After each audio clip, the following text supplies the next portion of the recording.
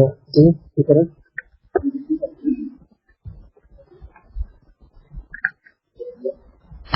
Nyala.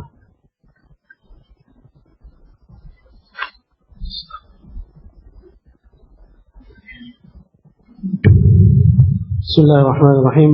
Assalamualaikum warahmatullahi wabarakatuh. Innal hamdalillah nahmaduhu ta'ala wa nasta'inuhu wa nastaghfiruh wa na'udzu billahi min shururi anfusina wa sayyiati a'malina man yahdihillahu fala mudilla lahu wa man yudlil fala hadiya lahu wa asyhadu an la ilaha illallah wahdahu la syarika lahu wa asyhadu anna Muhammadan abduhu wa rasuluh. Ya ayyuhalladzina amanu ittaqullaha haqqa tuqatih wa la tamutunna illa wa antum muslimun. Ya ayyuhan nasu ittaqu rabbakumul ladzi khalaqakum min nafsin wahidah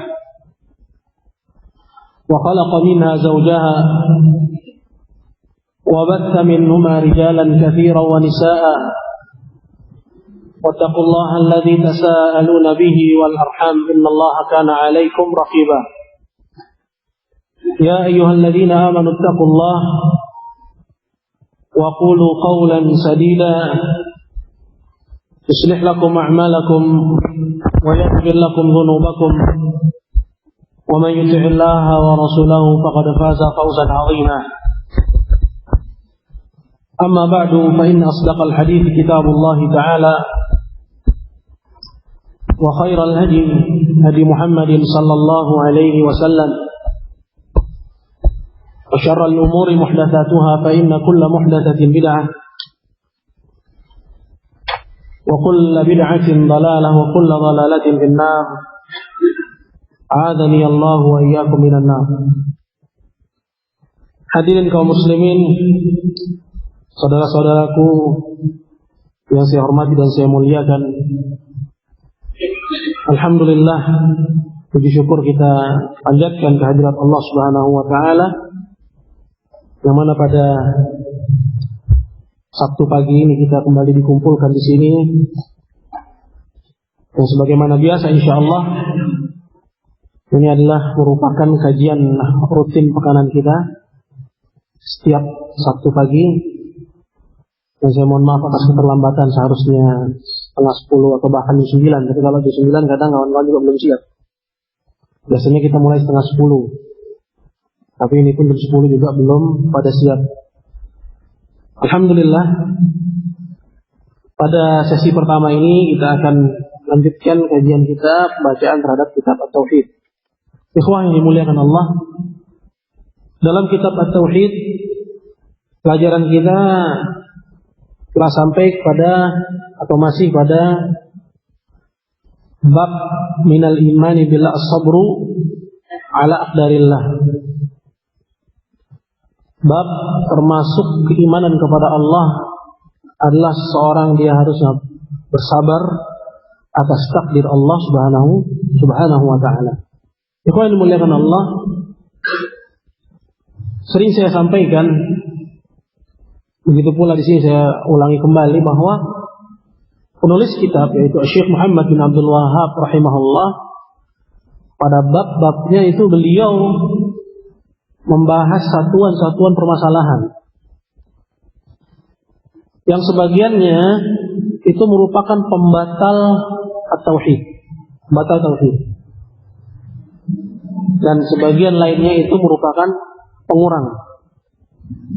Nah, seorang muwahhid yang dia mengharapkan kemurnian tauhid, dan tentunya dari kemurnian tauhid itu dia menginginkan fasilitas, dan yang terbesar darinya adalah apa?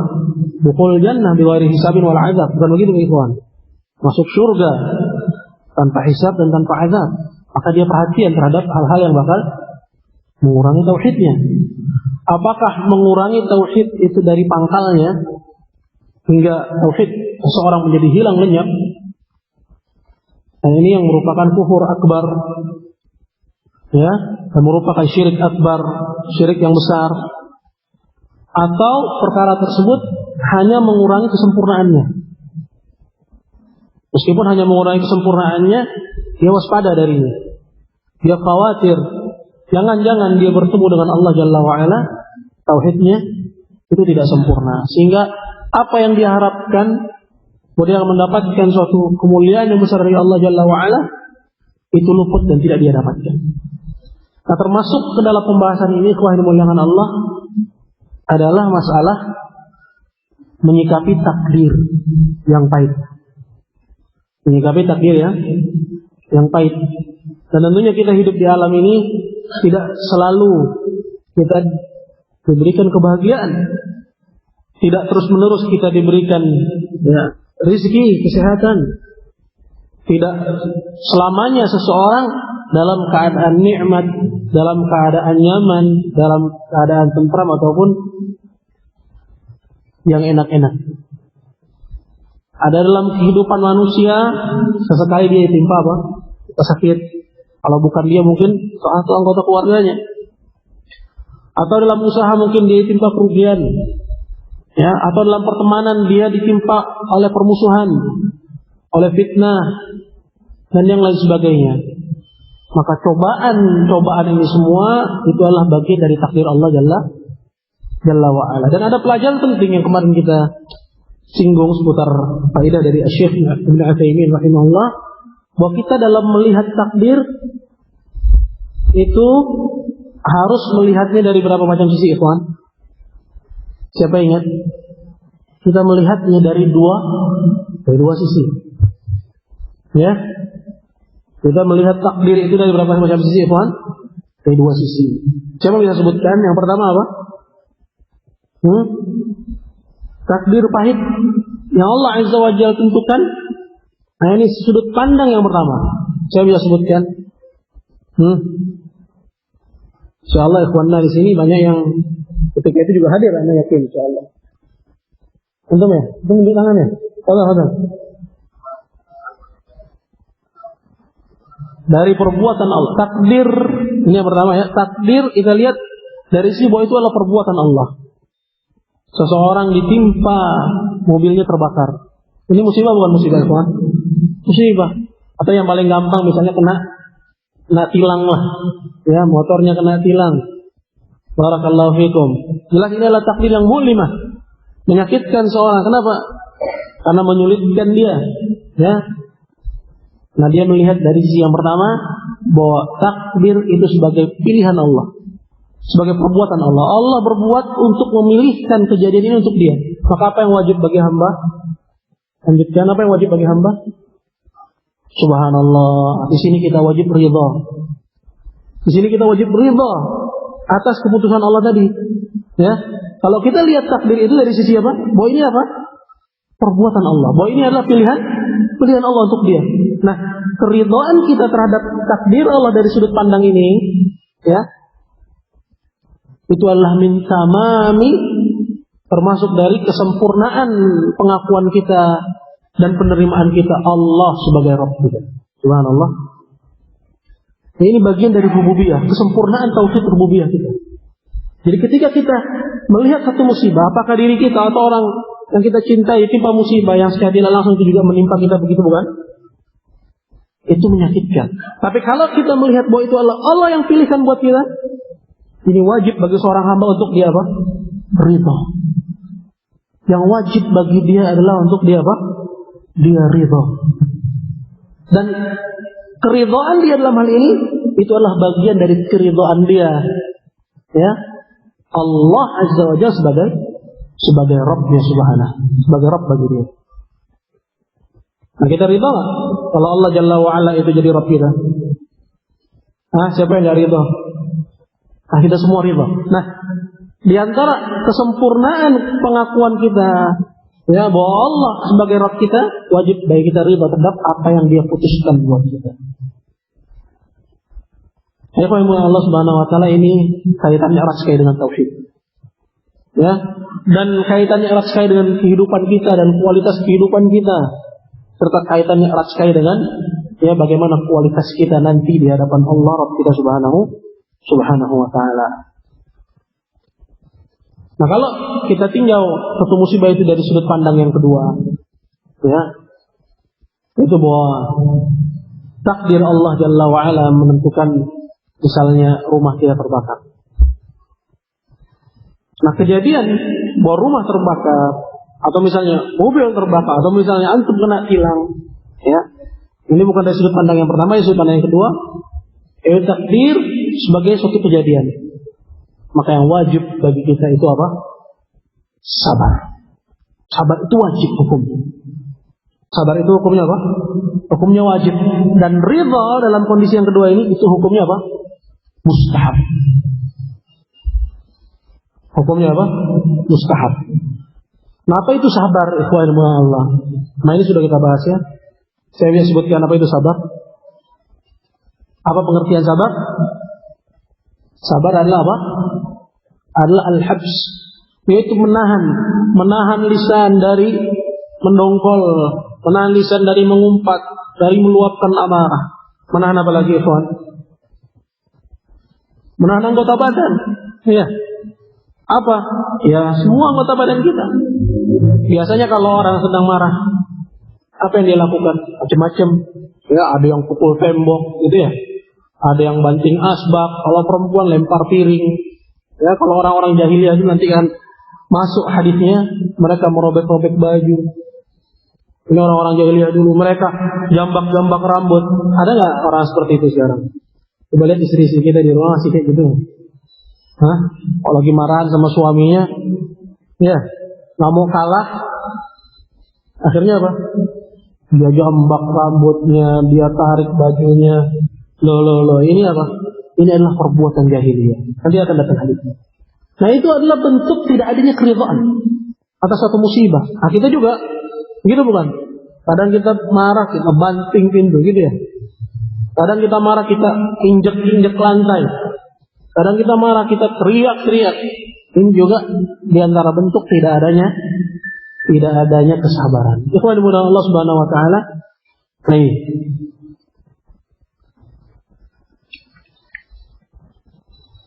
Kemudian pada pelajaran kita insya Allah di pagi hari ini kita akan ambil hadis yang berikutnya, yaitu hadis berkata Al-Imam Al-Mujaddid Asy-Syaikh Muhammad bin Abdul Wahhab rahimahullah, qala fi sahih Muslimin an Abi Hurairah anna Rasulullah sallallahu alaihi wasallam qala, dari Abu Hurairah Rasulullah sallallahu alaihi wasallam bersabda, ithnatani fin nasi huma bihim kufrun, at-ta'nu fin nasab wan niyahatu al-mayyit. Ada dua sifat kata Rasulullah sallallahu alaihi wasallam, ithnatan, ada dua sifat. Fin nasi huma bihim kufrun. Yang kedua sifat ini ada pada manusia kebanyakan. Yang mana itu keduanya adalah merupakan kekufuran kepada Allah Jalla wa'ala. Kalau Allah Subhanahu Wa Taala perlu dikasih catatan di sini bahwa penyebutan bahwa suatu perkara itu adalah kekufuran itu enggak serta merta bahwa kekufuran di situ maksudnya adalah kufur akbar. Ya harus. Ya, ketika dikatakan bahwa ini adalah kekufuran, maka jangan kepala kita langsung larinya kepada pelakunya menjadi apa? Menjadi kafir, dalam artian keluar dari Islam, nggak lagi muslim, murtad. Tidak demikian. Ya bahkan, ya yang benar dalam masalah ini, ya bahwa di antara al-kufur, di antara jenis kekufuran, ada yang dia itu merupakan kufur akbar, kufur besar, dan ada yang merupakan kufur apa? Kufur asghar. Ada kufur kecil. Nah, sedangkan kufuran yang dimaksud dalam hadis ini kufur apa, ikhwan? Ada dua sifat kata Nabi sallallahu alaihi wasallam. Yang dua sifat ini ada pada kebanyakan manusia dan kedua-duanya ini merupakan kekufuran. Kira-kira ini kufur akbar atau kufur asghar? Maka naqul, apa kita bilang? Asghar. Hukum asalnya asghar. Hukum asalnya ini adalah kufur apa? Kufur asghar. Nah, Syekhul Islam Ibnu Taimiyah dikutip perkataannya oleh Syekh Ibnu Utsaimin rahimahullah dalam syarahnya di sini, dan sumber perkataan Syekhul Islam Ibnu Taimiyah itu ada dalam kitab Iqtida' Shiratal Mustaqim. Bahwa Syekhul Islam membedakan ya antara penyebutan kalimat kufur dengan kalau penyebutannya itu nakirah. Ini buat orang yang sudah belajar bahasa Arab ya. Dengan kalau penyebutannya itu ma'rifah. Muhalla bil al. Ya ada alif lamnya depannya. Al kufru gitu loh. Nah kalau muhalla bil al ya ada tulisan al kufru, maka itu maksudnya adalah kufur akbar. Saya kutip di sini perkataan Syekhul Islam. Berkata Syekhul Islam, qala bi khilafi qauli Rasulillah sallallahu alaihi wasallam. Hal ini berbeda dengan pendapat atau dengan sabda Rasulullah sallallahu alaihi wasallam, baina ar-rajuli wasyirki wal kufri tarkus salah. Kata Nabi sallallahu alaihi wasallam dalam hadis ini, antara seseorang itu dengan kesyirikan dan kekufuran, itu garis pembedanya adalah meninggalkan sholat. Disebut di sini antara seorang dengan al-kufur, dengan kekufuran. Dan penyebutan al-kufur di sini apa? Dia nakira atau ma'rifah ikhwan? Disebut al-kufur dengan muhalla bil al. Ada alif lam di depannya. Dikatakan oleh Syekhul Islam, fa innahu huna tabi al. Di sini ditambah alif lam penyebutan kufurnya. Adalah alal haqiqah, yang artinya bahwa kekufuran di sini kekufuran yang hakiki. Fal muradu bil kufri huna al kufru al mukhrij 'anil millah. Maka kekufuran yang dimaksud dalam hadis ini itu adalah kekufuran yang mengeluarkan dari Islam. Bi khilafi maji'i kufrin nakiratan. Beda halnya kalau penyebutan kufurnya di situ apa? Bentuknya nakirah, enggak ada alif lamnya. Seperti yang ada dalam apa? Dalam hadis kita. Fala yadullu 'ala al-khuruj 'anil Islam. Maka kalau penyebutan kufur dalam nas al-hadis itu nakirah, enggak ada alif lamnya, maka artinya itu bukan keluar dari Islam. Artinya bukan keluar dari Islam. Apa kesimpulan dari uraian ini, ikhwan? Bahwa penyebutan nas terhadap kalimat al-kufur itu ada dua macam. Yang pertama, muhalla bi al, ada alif lamnya depannya disebutin apa? Al-kufru gitu ya. Ada alnya gitu loh. Dan yang kedua, enggak pakai alif lam. Jadi kufrun gitu. Ya. Nah, kalau yang ada alif lamnya, Syekhul Islam mengatakan bahwa ini maksudnya adalah kufur mukhrij minal millah. Kekufuran yang mengeluarkan pelakunya dari Islam. Ya. Sedangkan kalau dia tidak ada alif lamnya, maka kekufuran di situ ya kufur asghar. Nah, kembali kepada hadis kita, apa kata Nabi? Itnatan, ada dua sifat fin nasi huma bihim kufrun. Yang dua sifat ini ada pada manusia. Yang kita bilang ghaliban pada umumnya. Ya. Huma bihim kufrun. Dua sifat ini ya merupakan kekufuran. Di sini nakira atau ma'rifah ikhwan? Di sini bentuknya ada alif lamnya atau enggak ada? Enggak ada ya. Maka maksud ya dari kekufuran di sini itu adalah kufur apa? Kufur asghar. Kufur kecil. Ya, yang tidak mengeluarkan pelakunya dari al-Islam. Baik. Lantas kalau kita sudah tahu bahwa ya amalan itu disebut kekufuran, kemudian lalu dikatakan bahwa itu tidak mengeluarkan dari Islam, begitu bukan? Maka apa faedahnya amalan itu disebut kekufuran?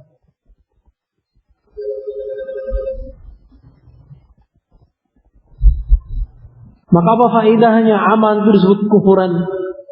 Apakah hanya sekedar min ajli tanfir, agar orang lari dari perbuatan tersebut? Kita bilang iya, itu diantara maksud dan tujuannya. Ya. Dan diantara maksud dan tujuannya juga adalah sebagai tanbih, sebagai catatan bahwa amalan tersebut merupakan apa? Kabiratun minal kabair. Merupakan salah satu dari dosa-dosa besar. Baik, apa saja amalan tersebut? Yang pertama disebutkan oleh Nabi sallallahu alaihi wasallam, qala at-ta'nu fin nasab. Ya, mencela nasab orang. Dan at-ta'n, ya, men-ta'n, ini maksud dengan ta'n itu adalah nisbatul aib. Ya, nisbatul aib. Definisi-definisi seperti ini penting untuk kita ingat, khususnya sudah belajar bahasa Arab. Ya, karena dari definisi itu, ya, suatu ilmu itu tanhasir. Istilahnya kalau ya lukisan itu nggak ada bingkainya, ya, maka areanya itu lepas. Nah, definisi, kenapa diberi definisi oleh para ulama? Itu untuk membatasi mana hal-hal yang itu termasuk ke dalam misalnya kekufuran dan mana yang bukan kekufuran. Jadi saya bilang at-ta'an. Apa at-ta'an itu, ikhwan? Nisbatul aib. Menisbatkan aib kepada seseorang. Ya. Disebutkan oleh Syekh, qala fa hadza 'amalun min a'malil kufri. Ini adalah amal perbuatan yang termasuk dari kekufuran. Bentar ya.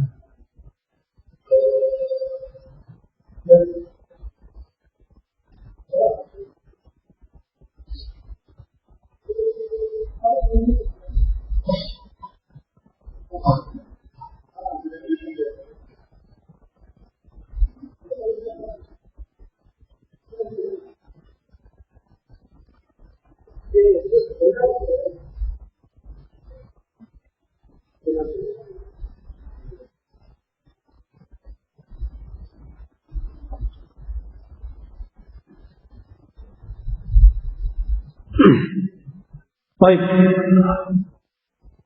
Nah, yang pertama ini at-ta'an fil nasab. Ya. Tadi kita sebutkan apa? Pengertiannya adalah nisbatul aib. Ya, menisbatkan aib pada nasab seseorang. Ya, dengan mencelanya. Ya. Atau dengan cara kita menjelek-jelekannya. Ya. Dan termasuk juga at-ta'an fil nasab adalah nafyu. Adalah menafikannya. Apa yang maksud menafikannya? Itu mendustakan nasab seseorang. Bahwa si fulan adalah keturunan fulan, maka kita dustakan. Makanya juga termasuk dari at-ta'an. Ya. Nah, rame-rame tentang masalah habaib, ikhwan. Ya. Rame-rame tentang masalah habaib. Ahlus sunnah juga jangan kelewatan.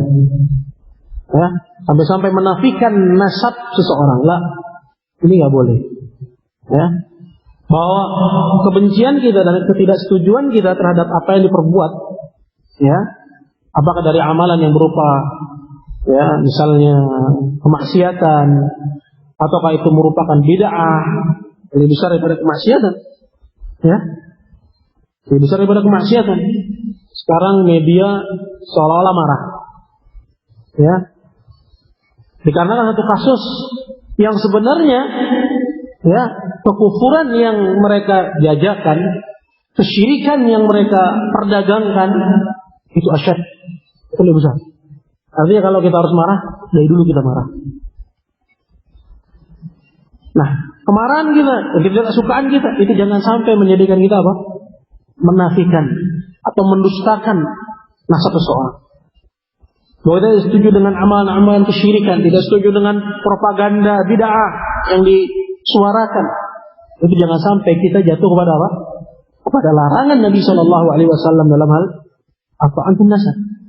Ya, bagaimana kita lihat ada sebagian ikhwan kita juga, ya, sampai-sampai mendustakan, ya, nasab, dan ini jelas tidak dibolehkan dan tidak dibenarkan. Ini disebut oleh Nabi SAW merupakan kufuran. Artinya kabirah, merupakan dosa besar. Merupakan dosa besar. Nah, yang kedua, qala wan niyahatu 'alal mayyit. Ya, an-niyahatu 'alal mayyit. Apa niyah 'alal mayyit? Ay yabki al-insanu 'alal mayyit buka'a. Yaitu manusia menangisi mayyit ala sifatinahu al-hamam. Ya, seperti meraungan, Ya. Lihat ada dulu ala tadajjur wa adamus sabr. Orang yang ditinggal mati. Istri tinggal mati suami misalnya, atau sebaliknya, atau anaknya, atau orang tuanya. Ya. Kemudian dia nangis dengan meraung-raung. Kira-kira orang yang seperti ini bisa nggak dibilang sabar dan bisa nggak dibilang ridha itu? Nah, kalau jawab ada? Nah, ya. Karena sabar adalah habas, yaitu menahan diri. Ya. Nah, seorang yang meraung-raung apakah dia dikatakan menahan diri? Tidak. Ya, maka kalau kita lihat kepada apa yang diperbuat oleh orang-orang awam, sungguh ajaib. Ya, semoga Allah Jalla wa'ala lindungi kita dari hal demikian. Ya, karena yang namanya musibah itu bisa menimpa siapa saja. Nah, ketika ditimpa musibah, sanggupkah kita untuk mengendalikan anggota badan kita, lisan kita, tangan kita, bahkan hati kita? Nah, itu suatu hal yang tidak mudah. Maka termasuk dari kesempurnaan tauhid itu apa, ikhwan? As-sabru ala aqdarillah. Bersabar atas takdir Allah. Kita pengen enggak? Ya, kalau tauhid kita sempurna, ikhwan. Tentu kita menginginkan.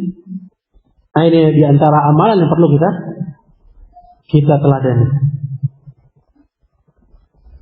Ikhwan sekalian Allah Subhanahu wa taala, kembali kepada an-niyahah. Ya. Nah, an-niyahah yaitu menangis seperti raungan. Ya. Ini dalil, ya, bukti akan tidak adanya kesabaran yang wajib dalam diri seorang. Berarti kesabaran yang wajib itu hilang dari diri. Ya. Seperti yang dikatakan oleh Syekh, kata Syekh Mu'adzim di sini, qala fa huwa munafin, maka amalan itu bertentangan dengan as-sabrul wajib. Kesabaran yang wajib. Itu apa? Tadi menahan lisan kita dari mengerjakan amalan kecuali yang diridhai oleh Allah Jalla wa ala. Kecuali yang diridhai oleh Allah Jalla wa ala. Nah, ini syahid dari hadis, bahwa perbuatan itu bertentangan dengan as-sabr. Nah, kemudian Syekh Utsaimin membawakan suatu faedah. Ya. Kata beliau, "Wan nasu halal musibati ala maratib arba'." Dan manusia ketika ditimpa musibah, dia ada 4 tingkatan. Ya, orang yang ditimpa musibah tingkatannya nggak sama. Ada berapa? Ada 4 tingkatan. Yang pertama kata Syekh, qal at-tasakhut, dia mendongkol. Dan mendongkol ini, iman yakuna bil qalb. Apakah dengan hatinya dongkol betul? Allah kasih kerugian buat usahanya bangkrut. Ya. Modalnya dia kumpulin sedikit demi sedikit. Sya'allah wa qadar. Allah Azza wa Jalla takdirkan tiba-tiba habis. Ya, tiba-tiba ditipu. Ya. Tiba-tiba ditinggalkan begitu saja, kan. Kemudian hatinya dongkol. Nah, hati kita itu bisa melawan. Ya. Melawan terhadap apa yang Allah Azza wa Jalla wajibkan. Tasakut dengan hati ini, mendongkol dengan hati ini, ini termasuk dari adamus sabar.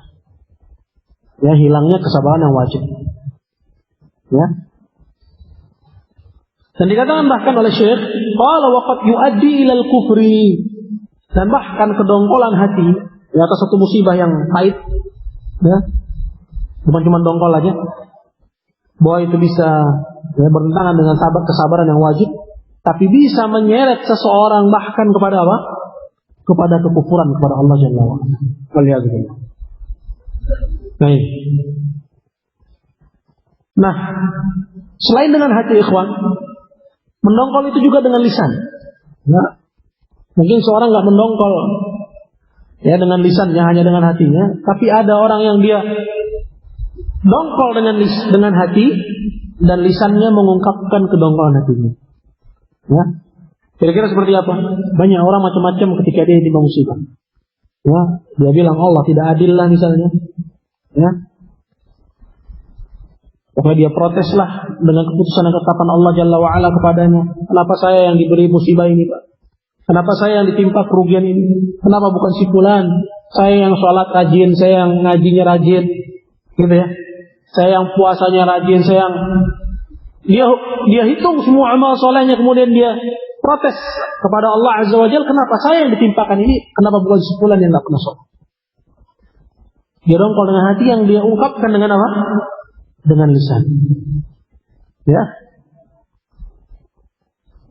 Dan terkadang juga dalam bentuk yang tidak kita rasa. Ad-du'a bil wail. Ya, meneriakkan kecelakaan, celaka saya. Misalnya. Itu doa. Ya. Itu adalah doa yang seharusnya seorang yang ya bersabar dia tahan lisannya dari hal ini. Atau dia bilang, modar sudah. Padahal belum modar. Pada usaha belum modar, baru ada sinyal yang kalau dia bersabar mungkin itu akan kembali normal. Tapi dia sudah teriak dengan kecelakaan, dia katakan modar sudah usaha. Ya. Nah itu termasuk daripada doa. Ya, dan yang semisalnya banyak kalau kita ingin hitungan ada pada masyarakat kita. Nah yang pertama tadi dengan hati, yang kedua dengan lisan, yang ketiga dengan apa ikhwan?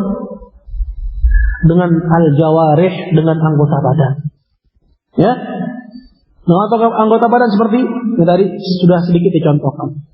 Ya, dalam contoh-contoh nabawi, dalam contoh-contoh sunnah nabawi, nas hadithi, dicontohkan seperti latmul qudud, ya menampar wajah, ya, usaqal juyub, menarik-narik kerah. Masih ada nggak? Coba anggota keluarga antum barangkali masih ada yang seperti itu. Ya, ini warisan zaman dulu. Warisan jahiliyah dahulu kala yang Nabi SAW sudah sebutkan nasan dengan nasnya. Kalau kita lihat ternyata masih ada yang seperti itu pada masyarakat kita. Ya, marah dongkol, kerahnya ditarik. Ya, banyak ketika orang marah dia narik kerah. Ini ada peringatan khusus dari Nabi SAW, dia akan datang hadir.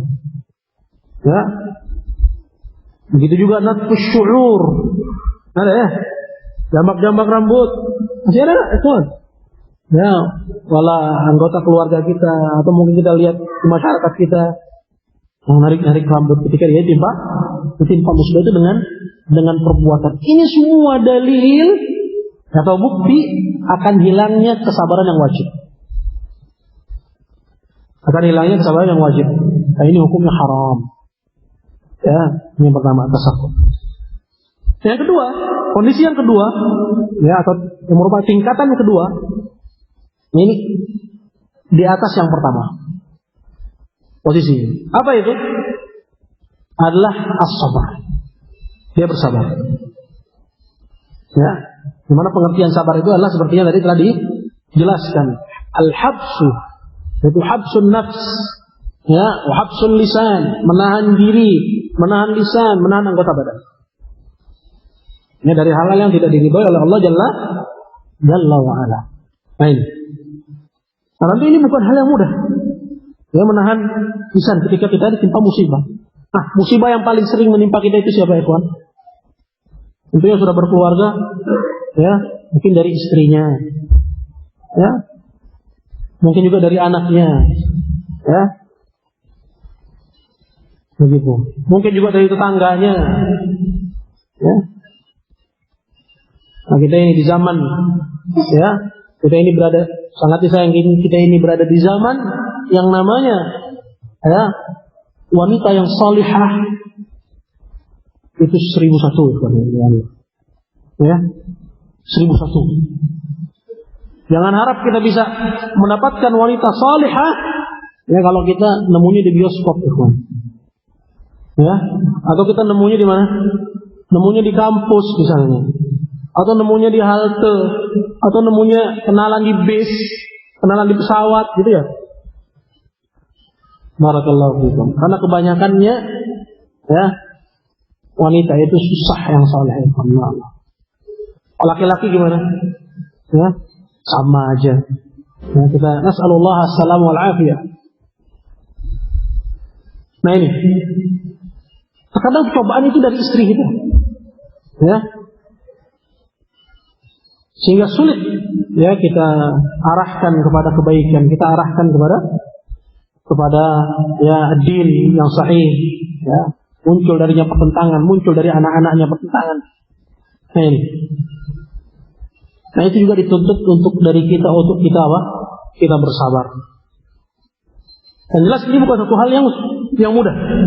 Sampai-sampai dikatakan oleh seorang penyair, as-sabru mithlu ismihi murrun madaqatuhu, katanya. Kesabaran itu mirip dengan namanya, murrun madaqatuhu, pahit rasanya. Lakin awaqibuhu ahla minal asal. Tapi akibatnya, dari kesabaran itu akibatnya itu lebih manis daripada apa? Daripada madu. Maka oleh karena itu Allah Jalla wa Ala memberitakan dalam Al-Quran, wa basyiris sabir. Berilah kabar gembira kepada orang-orang yang sabar. Alladzina idza asabatum musibah qalu inna lillahi wa inna ilaihi raji'un. Itu apabila dia ketika ditimpa musibah, dia mengucapkan sungguhnya kami ini milik Allah. Hanya kepada Allah lah kami akan dikembalikan. Ulaika alaihim salawatum min rabbihim wa rahmah. Untuk mereka itulah salawat dari Rabb mereka dan rahmat dari Rabb mereka. Wa ulaika humul muhtadun. Dan mereka itulah orang-orang yang mendapatkan petunjuk dari Allah Subhanahu wa taala. Jadi akibat dari sabar atau hasil buah dari sabar itu manis. Kalau tidak ada buah yang lebih manis daripada 3 manfaat ini, lakafah, tentu cukup sudah. Apalagi dari kesabaran itu membuahkan buah yang manis lainnya yang bisa dirasakan oleh seorang di dunia dia sebelum di akhirat. Di dunia dia sebelum di akhirat. Ikhwan Allah Subhanahu wa taala. Ini. Seperti apa sabar itu hakikatnya? Derajat yang kedua ini, yang hukumnya wajib. Apa hakikat sabar itu? Dijelaskan oleh Syekh qal fa yaral insanu anna hadha syai' thaqilun 'alaihi wa yukrihu. Ketika datang musibah menimpa dia, Pak, mobilnya tabrakan. Pak, motornya dikeroyok. Misalnya. Fayara, dia melihat bahwa musibah ini berat baginya, thaqil. Wa yukrihu. Dan dia enggak suka, benci dia. Kalau dia timpa musibah begitu. Benci dengan musibah itu. Lakinnahu yatahammaluhu wa yatasabbar. Tapi dia paksakan untuk menanggung dan dia paksakan dirinya untuk dia bersabar. Ini hakikat sabar. Qala wa laysa wuqu'uhu wa 'adamuhu sawa'un 'indah. Dan enggak sama terjadinya musibah itu untuk dia dengan tidak terjadinya musibah itu kepadanya. Enggak sama baginya. Tentu yang enak baginya apa? Yang enggak terjadi. Yang enggak ada musibah. Nah baginya ada musibah menimpa dia dengan tidak ada musibah menimpa dia, itu enggak sama. Ketimpa musibah berat bagi dia. Ketimpa musibah berat bagi dia. Tapi dia paksakan dirinya untuk menanggung. Dia paksakan dia untuk tetap memikul itu. Dia paksakan dia untuk dia bersabar, tahan lisan, tahan hati, tahan anggota badan. Bal yakrahu, bahkan dia benci kepada musibah itu sebagai musibah. Walakin imanu yahmihi minasuh. Tapi keimanannya dia ini, keimanan yang dalam dirinya ini itu bisa melindungi dirinya dari jatuh kepada derajat yang pertama. Apa tadi? Derajat apa ikhwan? Dongkol. Sabar, dia paksakan dirinya. Gitu ya. Ini adalah cobaan Allah buat dia. Allah timpakan, Allah pilihkan buat dia. Susah gampang ikhwan? Susah bukan main. Susah bukan. Jadi kalau nggak ada tauhid, orang nggak akan terbantu untuk itu. Makanya banyak juru-juru ceramah yang masuk ke penjara-penjara, jazakumullahu khairan tentunya. Semoga Allah membalas pada mereka kebaikan. Juru-juru ceramah yang masuk ke rumah-rumah sakit, susah payah mereka untuk menyadarkan orang-orang yang sakit untuk mereka apa? Bertaubat, untuk mereka bersabar, susah payah. Kenapa? Karena basicnya nggak sama. Nggak keluar dari madrasah yang sama gitu loh. Madrasah cuma madrasah kelurahan, sama-sama punya KTP Islam, itu madrasahnya ya. Standarnya itu. Nah, kita pengen standar kita, kita pengen keluar dari madrasah yang sama. Kita pengen kaum muslimin itu selesai dari kitab tauhid. Itu kita pengen. Kira-kira ya seperti apa jadinya kalau umat Islam bukan hanya Ahlussunnah, tapi umat Islam umuman itu selesai dari kitab tauhid. Apalagi selesai dari akidah al-wasithiyah. Nah, ini standar-standar yang harus kita kejar. Ya, standarisasi yang seperti ini harus kita bisa kejar, bisa kita sosialisasikan, ya. Nah ini. Nah maka nasihat yang disampaikan itu akan mengena dan orang akan cepat bangkit. Orang akan cepat apa? Dia bangun. Kenapa? Karena memang sudah ada basic yang sama. Ya. Tapi ketika seorang itu blank sama sekali, kosongan istilahnya, maka nasihat itu akan mental. Kenapa? Karena nggak ada standar yang sama. Ini yang terjadi. Ikhwan yang dimuliakan Allah. Hadirin sekalian Allah. Nah ini derajat yang wajib. Yang kedua itu adalah ridha. Dan tentunya keridhaan di sini, ya, ketika ada timah musibah, ini derajat di atas derajat sabar tadi. Di atas derajat apa? Kesabaran. Nah ini lebih tinggi lagi. Maka apabila tauhid itu maratib, apabila tauhid itu bertingkat-tingkat, maka ar-ridha, keridha, dia bisa tetap ridha ketika dia ditimpa musibah. Ya, dia berada di atas tingkatan tauhid yang lebih sempurna. Ya, tapi kalau dia sudah, ya, atau baru sampai kepada derajat as-sabr, ya, maka dia telah dinyatakan sudah, ya, memenuhi kadar yang wajib. Sudah dia dikatakan memenuhi kadar yang wajib. Sedangkan seorang yang sampai kepada derajat yang pertama itu tasakhut, ya, dongkol, maka hilang darinya, ya, kesempurnaan at-tauhid. Ya, maka tauhidnya ada aibnya, tauhidnya itu ada cacatnya. Ini wajib bagi kita untuk kita waspadai. Mana saja amalan yang bakal membuat cacat tauhid itu. Itu kaitannya dengan keselamatan kita di alam kubur, ikhwan. Itu kaitannya dengan keselamatan kita nanti di sirat, ikhwan. Itu kaitannya dengan keselamatan kita ketika kita dikumpulkan oleh Allah di padang mahsyar, ikhwan. Ma'aham mahadil masail. Alangkah penting perkara ini, ikhwan. Nah, kita kembali kepada pembahasan. Seperti apa ridha ketika ditimpa musibah? Ya. Dikatakan oleh Syekh qala wa huwa a'la min dzalik. Tingkatan ridha ini lebih tinggi kedudukannya daripada apa? Daripada sabar. Wa an yakuna al-amrani 'indahu sawa, yaitu dua perkara baginya sama saja. Ditimpa musibahkah dia atau enggak ditimpa musibahkah dia, baginya sama. Ya. Sawa'un bin nisbati li qada'illahi wa qadar. Ya, sama baginya. Kenapa? Karena dia lihat ini adalah Allah yang pilihkan untuknya. Apakah dipilihkan untuknya kebaikan ataukah Allah pilihkan untuknya keburukan? Nah, orang yang ridha ini boleh sedih nggak? Artinya kalau ketika dia sedih, berarti dikatakan, berarti keridhaan kamu apa? Rusak. Kamu nggak bisa dibilang ridha. Kamu nggak boleh ngaku ridha.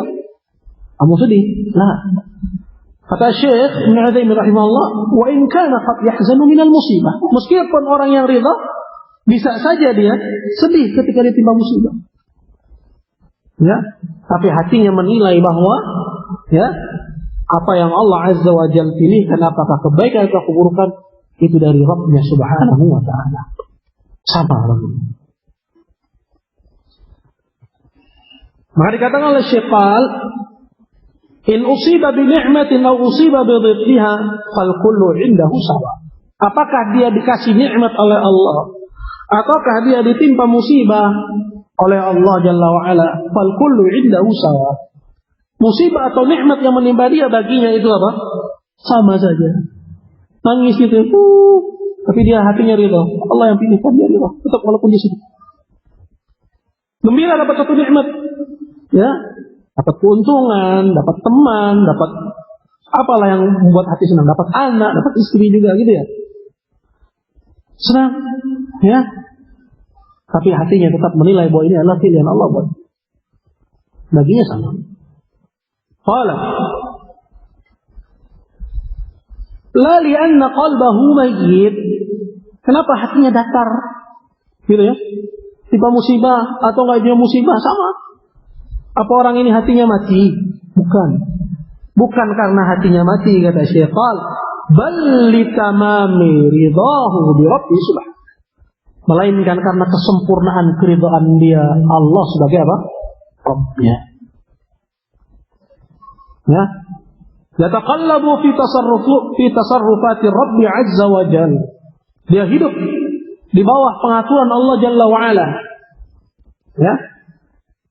Walakinna indahu sawa. Tapi apapun yang Allah atur buatnya, kadang dikasih nikmat atau ditimpakan padanya musibah, semuanya sama aja begitu. Innahu yanzur ilayya bi'tibariya qada'an li rabbih. Karena dia melihat apa yang Allah pilihkan itu, dia lihat sebagai pilihan Allah buat dia. Nah, disinilah letak perbedaan antara ridha dan sabar. Apa perbedaan antara ridha dan sabar? Kita bisa tarik kesimpulannya, kawan? Apa perbedaannya? Sinyalnya kuat. Sinyalnya kuat insyaallah. Ya, dari keterangan Syekh Ibnu Utsaimin rahimahullah, sinyalnya kuat. Nanti disebutkan secara nas. Disebutkan secara nas oleh Syekh. Apa yang saya bisa sebutkan? Apa perbedaannya, ikhwan? Nah. Sabar apa?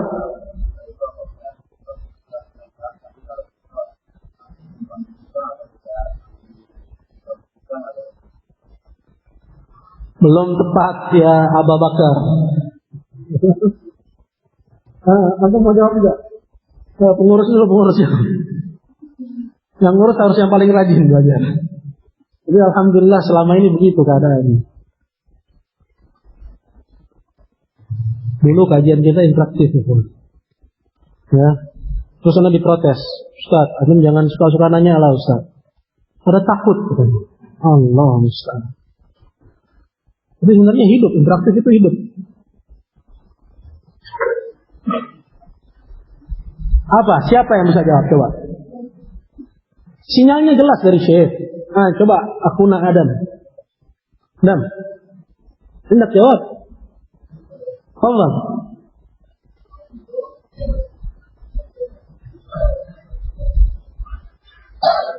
Sama. Iya. Kalau sadar beda. Enggak sama, dia berat menerima musibah. Dia enggak anggap sama. Ini sinyal yang Anda bilang kuat dari Syekh Ibnu Utsaimin rahimahullah. Ya, walaysa wuquruhu indahu sawa'un. Dan kejadiannya bagi orang yang sabar, musibah itu enggak sama dengan nikmat. Tapi kalau ar-ridha, apakah dikasih nikmat atau dikasih musibah, sama aja. Susah gampang ini kawan ridha? Susah, lebih susah daripada yang sebelumnya, daripada sabar tadi itu. Nah, yang lebih sempurna daripada itu, ya, satu tingkat di atasnya. Ada satu tingkat lagi di atasnya. Apa itu? Qala asyukru. Dan ini tingkatan yang keempat. Ditimpa musibah, bersyukur dia. Allahu Akbar. Ya, nah ini nggak mungkin kalau nggak landasannya iman kepada Allah. Nggak mungkin kalau bukan landasannya percaya dengan janji-janji Allah. Nggak mungkin kalau bukan landasannya dia kenal dengan Rabbnya Subhanahu Wa Taala yang memiliki sifat-sifat yang mulia, nama-nama yang indah. Maka ini yang harus ditumbuhkan. Ya, ma'rifah kita kepada Allah Jalla wa Ala. Ya, pengenalan kita kepada Allah Jalla wa Ala. Nah, ini tingkatan yang keempat, yaitu martabatu syukur, tingkatan bersyukur. Berkata Syekh,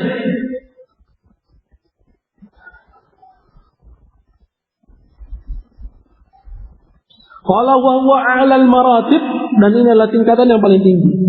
Wa dzalika an yashkurallaha 'ala ma asabahu min musibah, yaitu seseorang mensyukuri Allah atas musibah yang ditimpakan kepadanya.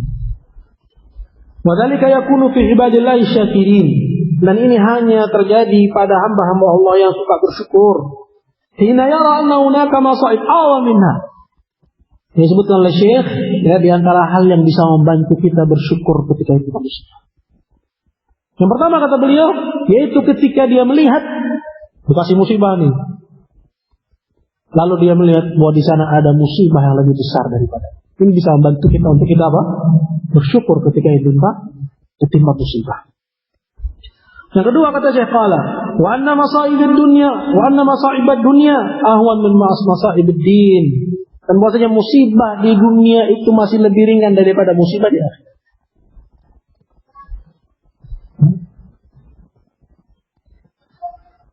Dan yang ketiga kata Syekh qala, wa anna 'adzabad dunya ahwan min 'adzabil akhirah. Dan bahwasanya azab di dunia itu masih lebih ringan daripada azab di akhirat. Ini ada, ya, yang kedua tadi mungkin lebih tepatnya lagi diartikan bahwasanya musibah dunia itu yang menimpa dunia seseorang, ya, misalnya hilangnya harta, ya, wafatnya anggota keluarga, itu musibah dunia, itu masih lebih, ya, ringan daripada kalau yang ditimpa adalah agamanya. Ya, masaib din, ya, ditimpa dengan syubhat agamanya, ditimpa dengan syahwat agamanya. Ini masaib din, dan merusak agama seseorang. Atau bahkan sampai kepada ditimpa oleh al-kufru wasyirku, kekufuran dan kesyirikan kepada Allah Jalla wa'ala. Nah, dia ditimpa musibah, dan musibahnya musibah apa? Musibah dunia, rugi. Dia masih melihat bahwa ini musibah dunia, masih untung, bukan yang ditimpa apa? Keimanan saya. Jadi maksud. Nah, kalau yang ketiga, ketika dia ditimpa musibah di dunia, dia masih melihat masih untung, ya, karena musibah nanti di akhirat atau azab nanti di akhirat itu lebih besar. Ya, itu lebih besar. Dan tentunya seorang yang apabila dia dihukum oleh Allah Jalla wa Ala diakibatkan karena dosanya, ya, maka dan dia tahu bahwa apabila dia dihukum di dunia, bahwa di akhirat itu berarti sudah dihapus. Ya, itu yang kita pahami dari hukum Islam. Ya, bahwa ketika seorang dihukum atas suatu dosa, maka di akhirat dia tidak akan lagi ambil itu hukuman itu. Seperti orang ya, menerima hukum rajam di dunia. Maka tunai sudah di akhirat dia tidak akan dihukum oleh Allah Jalla wa Ala. Ya. Maka ketika ditimpa musibah di dunia, nah ini diantara hal yang membantu dia untuk bersyukur. Dia akan bersyukur, dia akan lebih mudah untuk bersyukur. Nah, dia melihat bahwa ini keakibat karena dosa yang Allah segerakan di dunia. Walhamdulillah, alhamdulillah. Baik.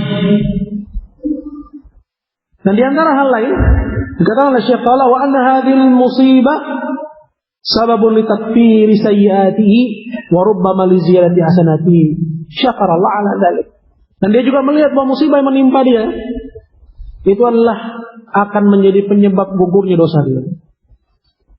Ini juga akan membantu seorang untuk dia bisa bersyukur ketika dia ditimpa musibah. Ya, ini yang keberapa Irfan berarti? Baik. Yang berikutnya qala wa rubbama li ziyadati hasanatih. Atau mungkin untuk ditambah pahalanya. Yang pertama tadi apa? Ya.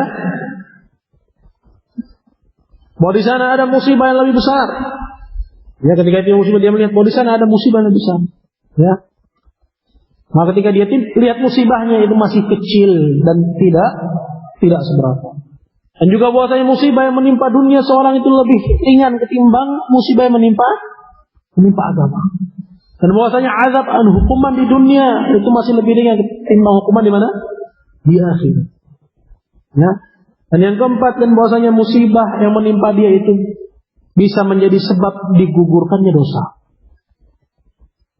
Ya. Dan yang terakhir yang disebutkan oleh Syekh, atau menjadi sebab diangkatnya derajat dia ditambahkan pahala. Nah, kira-kira kalau orang paham akan fikih musibah ini, ya, kita penting juga bahas itu fiqhul masaib. Ya, fiqhul masaib. Bahwa dalam menyikapi musibah itu harus ada fikih. Ya. Maka dia yaghtanim. Ketika ditimpa musibah, justru itu Allah fursah dan kesempatan dia untuk meraih pahala dari Allah Jalla wa Ala yang sebesar-besarnya. Ustaz, kalau kayak gitu kenapa kita nggak minta musibah aja, Ustaz? Ini juga salah. Kalau seperti ini, jadinya apa? Ini salah paham. Ya. Ketika ditimpa musibah, wajib sabar, mustahab, ridha, ya. Dan lebih tinggi darinya syukur. Untuk mendapatkan pahala dan mendapatkan keutamaan dan kemuliaan.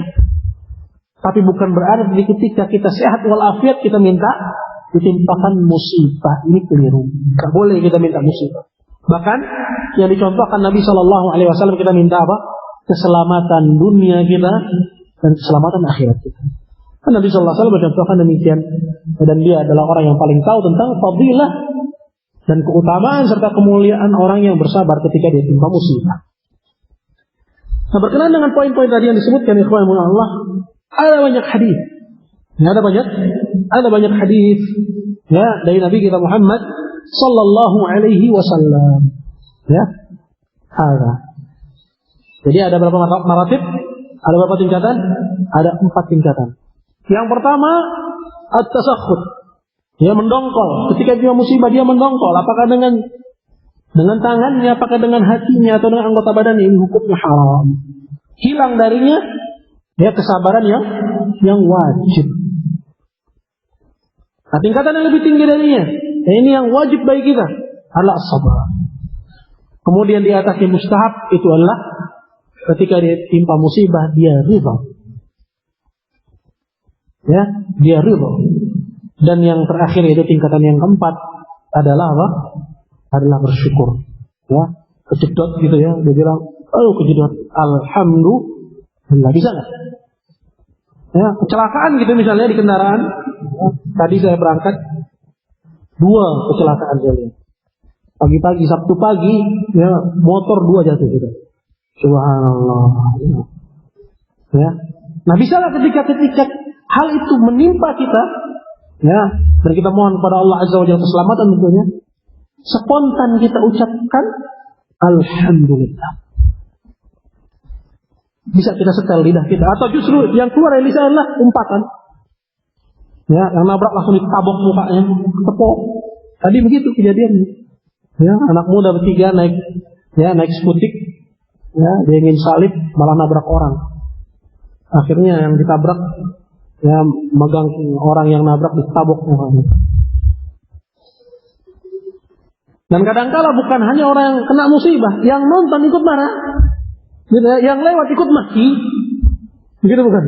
Yang di belakang macet ikut klakson, ya, hingga akhirnya ada yang terjadi fa'ullah, kekisruhan, keramaian, ada musabru wajib, tidak adanya kesabaran yang wajib. Dan kita di Jakarta ini mubtala bihar, ditimpa musibah dengan hal yang seperti ini, begitu bukan?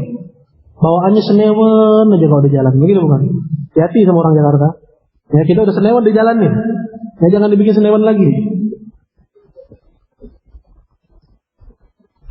Allahul musta'an. Nah ini.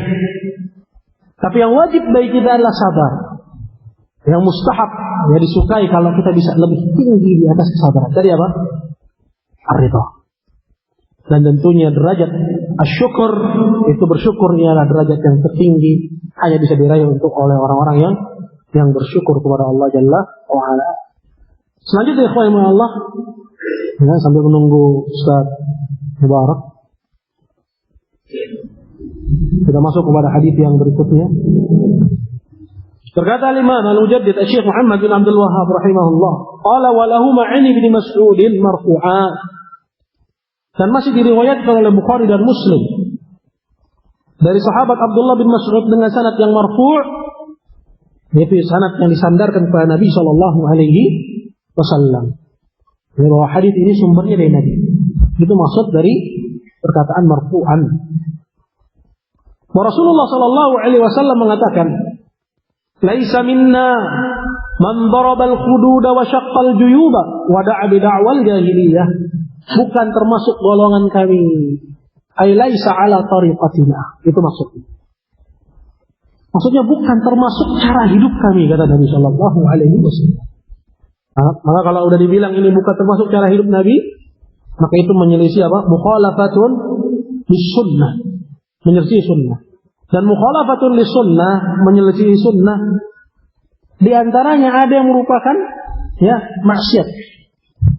Ya, dan di antaranya ada yang merupakan kekufuran kepada Allah Jalla wa Ala. Baik.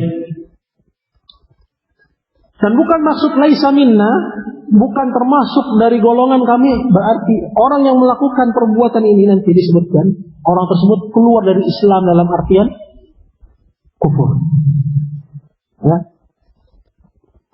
Illa idza istahallah, kecuali kalau dia menganggap kemaksiatan itu hukumnya apa? Halal. Ya, kecuali kalau dia menganggap bahwa kemaksiatan itu hukumnya apa? Halal berbuat maksiat. Maka meskipun dia nggak melakukan maksiat itu, maka apa hukumnya dia? Kufur, batal Islamnya. Kafir, keluar dari Islam. Lihat. Seperti orang-orang yang mereka tidak mau berjudi misalnya. Ya, kenapa kamu tidak berjudi? Ya, maka dia jawab, saya tidak berjudi karena itu pangkal kemiskinan. Ya, orang bisa miskin gara-gara berjudi. Kemudian ditanya, apa hukumnya, haram atau halal? Dia bilang halal. Mustahil. Dia menghalalkan apa yang Allah haramkan. Meskipun dia tidak melakukannya, maka hukumnya apa? Kafir. Orang yang tidak minum minuman khamr, ya, tidak minum minuman keras, ya. Tapi ketika ditanya haram ataukah tidak minuman keras, dia bilang halal. Minuman keras itu halal. Lantas kenapa kamu tidak minum? Ya, itu merusak dan mengganggu kesehatan. Gitu ya. Maka orang tersebut meskipun dia tidak minum, tapi keyakinannya bahwa yang haram itu halal, batal Islam. Wa in shalla, kalau dia salat, lam tuqbal salat. Tidak diterima salatnya, ya, sampai dia menghalalkan apa yang Allah halalkan dan mengharamkan apa yang Allah Azza wa Jalla haramkan. Kenapa? Karena masalah dia adalah masuk ke dalam kategori takdir. Itu merubah hukum Allah Jalla wa Ala. Merubah hukum Allah Subhanahu wa Ta'ala, menghalalkan yang Allah haramkan atau sebaliknya. Nah, maksud dari laisa minna di sini bukan termasuk dari golongan kami.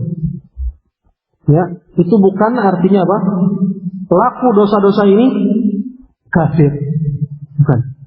Kecuali kalau dia menganggap bahwa dosa-dosa itu halal. Baik? Baik. Apa yang disebutkan Nabi? Qala man darabal hududa, bukan termasuk dari golongan kami orang yang darabal hudud. Ya, memukul-mukul ya wajah. Maksudnya kalau ketika dia ditimpa musibah. Ya, itu menampar-nampar apa? Menampar-nampar pipi. Ya. Ada nggak orang sekarang seperti itu? Allahu a'lam, Anda belum pernah lihat. Tapi kalau orang kena timpa musibah, dia syu'ur, dia jabak-jabak rambut, ya, itu banyak. Ya, ketika dia musibah, dia tarik apa? Dia tarik kerahnya. Ya, meskipun nggak sampai robek, dia sayang juga kelihatannya sama bajunya. Ya. Tapi dia tarik kerahnya, dia tunjukkan kalau dirinya apa? Tasakhut, dia benci, dongkol. Ya, itu banyak. Ya. Tapi bukan berarti apa yang disebutkan oleh Nabi Shallallahu Alaihi Wasallam di sini itu nggak kita lihat di masyarakat kita. Ya. Bahwa yang demikian itu, ya, berarti tidak ada contohnya. Apa yang disebutkan Nabi Shallallahu Alaihi Wasallam di sini itu kal-mithal, hanya sebagai isyarat. Yaitu isyarat kepada apa? Isyarat kepada semua amalan, kepada semua perbuatan, ya, yang mana perbuatan itu adalah bukti tidak adanya ridha atas musibah yang Allah Azza wa Jalla. Bisa bentuknya seperti yang disebutkan, bisa bentuknya berupa cabak-cabak rambut, ya, menarik, ya, kerah baju, ya, merobek-robek kerah, menampar-nampar pipi. Bisa bentuknya lain, banting pintu, gitu ya, nendang mobil, ya, mobilnya mogok-mogok terus, tendang bannya, ceger, gitu kan? Ini at-tasakhut wa adamur ridha. Tidak adanya kesabaran yang wajib. Ya, atau banting asbak, lempar asbak, istrinya dilemparin asbak. Untung nggak kena, gitu kan? Ya, atau main tangan misalnya, ya, atau teriak-teriak, atau lempar piring. Ya, ada piring terbang di rumah, ada sapu terbang, ya. Atau kalau perempuan ngapain? Kemas-kemas, gitu kan? Baru ribut sebentar sama suaminya, dia keluarin koper kemas-kemas, masukin baju. Mau kemana? Ini tidak adanya as-sabrul wajib. Selain hal yang demikian dilarang oleh al-Islam. Ya, nggak boleh ketika kita diceraikan oleh suami, jatuh lafal cerai, nggak boleh perempuan itu keluar dari rumah suami. Nggak boleh keluar dari rumah suami. Mentang-mentang rumah emaknya dekat gitu ya, tinggal naik 502 sampai, atau panggil bajai bisa langsung sampai. Nggak boleh. Harus diam di rumah suaminya. Kalau bisa jadi dengan diamnya dia di rumah suami itu akan timbul lagi apa? Timbul lagi sebab mawaddah, sebab saling cinta, timbul lagi percakapan. Ya, sehingga akhirnya apa? Akhirnya cair kembali perselisihan yang sempat datang. Ikhwan Allah Subhanahu wa taala. Nah, yang disebutkan Nabi sallallahu alaihi wasallam dalam hadis ini berarti itu hanya sekedar apa? Isyarat. Dan perbuatan manusia ketika ditimpa musibah yang itu merupakan bukti tidak adanya kesabaran yang wajib, itu banyak, bisa bermacam-macam. Bisa lari dari rumah gitu ya. Ya. Istrinya marah-marah tidur di masjid, dan suaminya tidur di masjid. Hadirin Allah Subhanahu wa taala. Jadi ini hanya merupakan isyarat dari Rasulullah sallallahu alaihi wasallam. Selanjutnya kata Nabi, qala man daraba al-hududa, bukan termasuk dari golongan kami orang yang menampar-nampar pipi. Maksudnya ketika ditimpa musibah. Qala wa syaqqal juyuba, dan merobek-robek kerah, ya, mencabik-cabik kerah. Ya, dan kiaskan atas dua contoh Nabi sallallahu alaihi wasallam ini, semua perbuatan manusia yang dasarnya adalah tidak adanya kesabaran yang wajib tadi ketika ditimpa musibah. Ketika ditimpa musibah. Dan yang ketiga kata Nabi sallallahu alaihi wasallam, qala wada'a bid'awal jahiliyah, dan juga bukan termasuk dari golongan kami orang yang memanggil dengan panggilan-panggilan jahiliyah. Orang yang memanggil dengan panggilan-panggilan jahiliyah. Disebutkan oleh Syekh Ibnu Utsaimin, qala famithluhu hadmul buyut. Ya. Contoh lain misalnya termasuk dari perbuatan yang dasarnya ini tidak adanya kesabaran yang wajib, dia merusak rumahnya. Wa kasrul awani, contoh oleh Syekh, ya, merusak ya al-awani, piring, ya, wa takhriwut ta'am, merusak makanan, ya, dikarenakan marah. Wa nahwihi mimma yaf'aluhu ba'dun nas 'inda al-musibah. Dan seterusnya dari perbuatan-perbuatan yang banyak diperbuat oleh manusia ketika dia ditimpa musibah. Wa hadhihi tsalatsah, dan tiga amalan ini, apa yang pertama, ikhwan? Darbul hudud, tampar pipi. Apa lagi? Syaqul juyub, merobek-robek baju. Wada'a bid'awal jahiliyah, dan menyuruh dengan panggilan jahiliyah. Ya. Tiga amalan ini tentunya, dan amalan-amalan yang semisal dengannya. Ya. Yang disatukan dengan apa? Dengan tidak adanya kesabaran yang wajib ketika ditimpa musibah.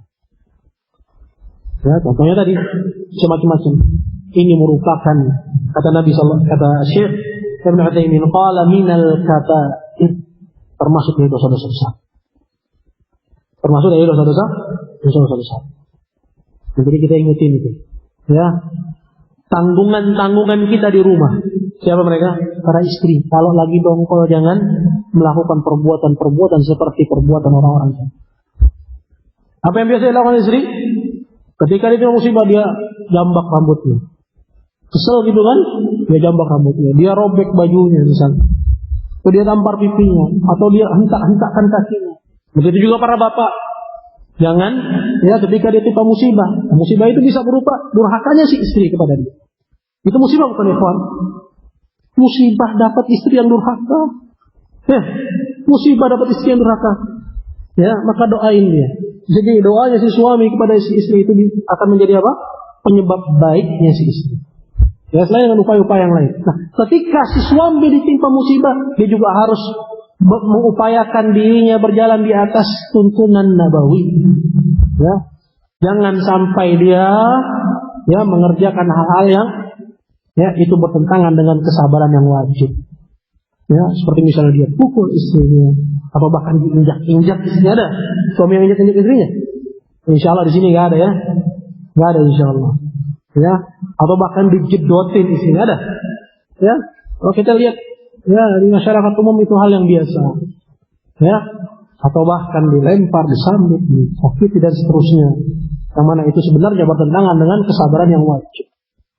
Nah, ikhwan Allah Subhanahu wa taala, sebelum kita berpindah kepada hadis yang berikutnya, kita akan sedikit bahas poin yang ketiga.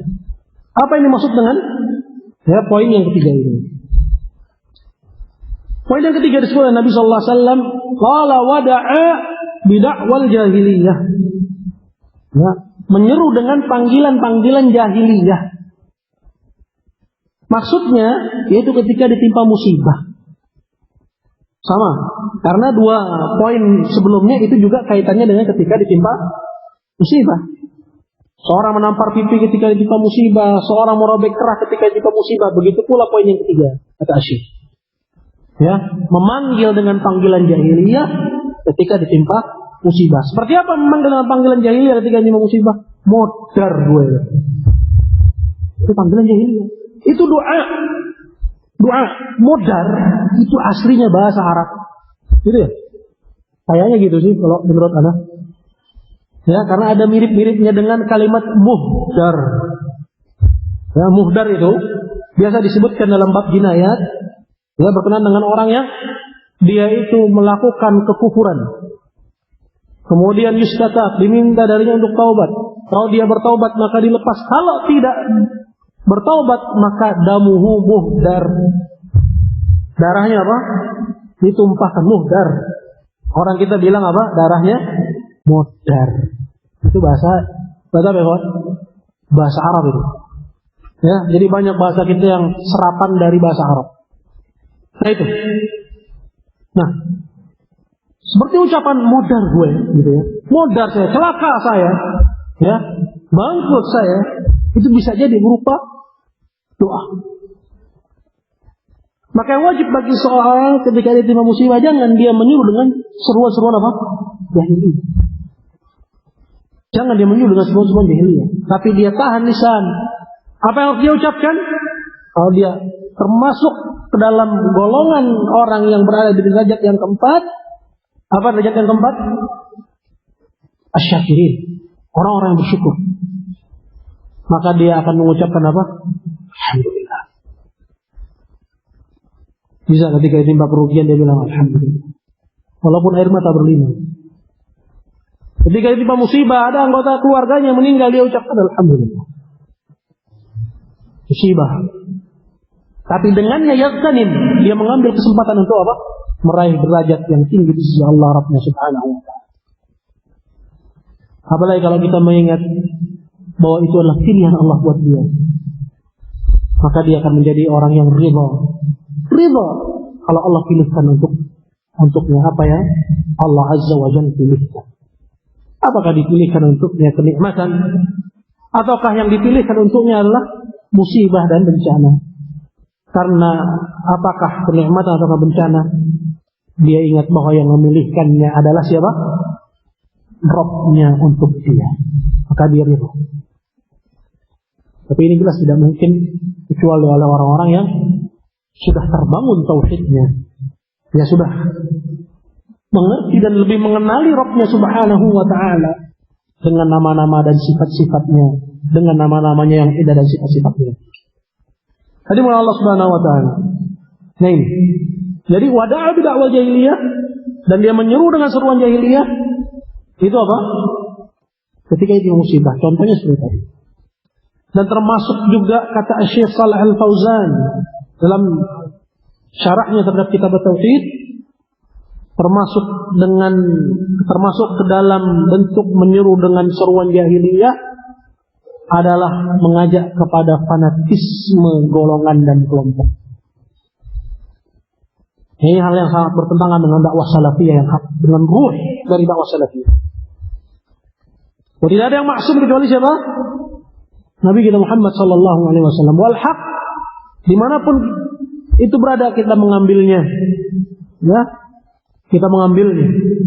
Maka kita tidak mengajak kepada fanatisme, tidak kepada syekh, tidak kepada ustaz, tidak kepada satu pendapat. Ya, melainkan kita mengajak kaum muslimin untuk mereka ya hanya mengambil dari Al-Quran Sunnah dan hadis. Al-Quran Sunnah sesuai pemahaman salafus saleh, tanpa kita mengajak kepada fanatisme, tidak kepada sekular ataupun kepada Allah. Tidak beraliansi, tidak kepada kelompok yang satu dan tidak pula kepada kelompok yang lainnya, melainkan loyalitas Ahlus Sunnah itu hanya kepada al-haq, kepada kebenaran. Dan jelas hal yang demikian ini gak gampang. Ya, meskipun hal ini banyak disuarakan ya oleh mereka yang mengaku diri sebagai Ahlus Sunnah, akan tapi kebanyakannya juga terjadi ketergelinciran demi ketergelinciran. Maka yang wajib bagi seorang Ahlus Sunnah adalah ya kecintaannya kepada al-haq ini dan loyalitasnya kepada al-haq dan keberaniannya untuk ya dia berpihak kepada al-haq. Ya, apakah al-haq itu ada pada kelompoknya ataukah al-haq itu bukan ada pada kelompoknya, maka dimanapun al-haq itu berada, dia berpegang kepada al-haq itu dimanapun al-haq itu ada. Nah, ini termasuk dari bentuk ya hizbiyah, asabiyah ya, yang harus dihindari oleh seorang sunni salafi ya, oleh seorang sunni salafi. Adapun mengajak kepada untuk loyal kepada syekh fulan, ini bukan aja Ahlus Sunnah. Ya, benar dan salahnya diikuti. Ya. Selagi sesuai dengan seleranya, maka ketika syekh fulan tersebut tidak lagi sesuai dengan selera, dia campakkan, dia cari syekh yang lebih mendekati dan sesuai dengan selera dan keinginan. Ini jelas bukan dakwah Ahlus Sunnah. Justru hal ini merupakan dakwah hizbiyah ya, yang sangat bertentangan dengan dakwah sunnah. Hadirin Allah Subhanahu wa taala, ini termasuk dari ya maksud ya wada'a bidakwal jahiliyah. Ya, wada'a bidakwal jahiliyah. Pernah terjadi di zaman Nabi sallallahu alaihi wasallam. Suatu ketika ya antara kaum muhajirin dan ansar, mereka saling lempar-lemparan batu. Kemudian orang-orang muhajirin memanggil kelompoknya dengan mengatakan, ya lal muhajirin, wahai orang-orang muhajirin, ayo bantu. Dan sebaliknya orang-orang ansar pun demikian. Mereka memanggil orang-orang dari kalangan ansar, ya lal ansar, wahai orang-orang ansar, bantu kami. Apa kata Nabi SAW? Ya, beliau mengatakan perkataan yang keras dan pedas. Abi da'wal jahiliyati wa ana baina adhhurikum. Apakah dengan panggilan-panggilan jahiliyah ya kalian saling panggil-memanggil, sedangkan aku masih ada di tengah-tengah kalian, aku masih hidup di tengah-tengah kalian. Da'uha, tinggalkan panggilan-panggilan itu. Fa innaha munsinah. Sesungguhnya demikian itu adalah panggilan-panggilan yang busuk. Hadirin Allah Subhanahu wa taala.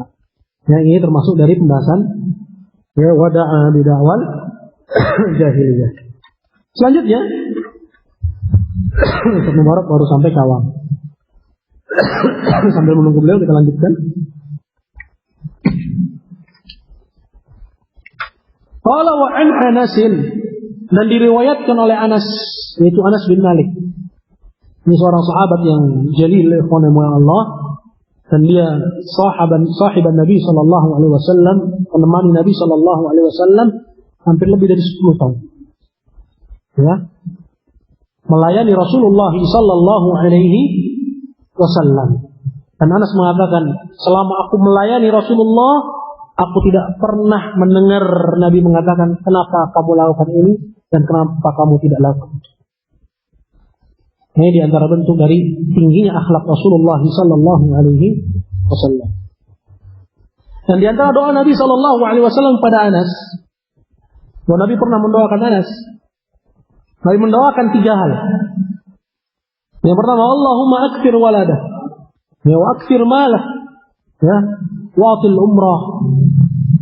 Ya Allah, ya, banyakkanlah harta dan banyakkan pula keturunannya Anas dan panjangkanlah umurnya. Dan di akhir ayat Anas mengatakan, laqad ra'aitu itsnain, dan aku sudah melihat dua, aku banyak anak. Ya. Doa yang ketiga, wa adkhilhul jannah. Ya, dan masukkanlah dia ke dalam surga. Ini doa yang ketiga. Kata Anas bin Malik, aku sudah melihat dua. Ya, bahwa Anas banyak anak, ya, dan dia juga banyak harta. Ya. Wantadhartu tsalitsah, dan aku masih menanti-nanti yang ketiga. Apa itu? Allah Azza wa Jalla masukkan dia ke dalam surga. Ini Anas bin Malik, ya, radhiyallahu taala anhu. Ya, seorang sahabat yang mulia dari sahabat Rasulullah sallallahu alaihi wasallam.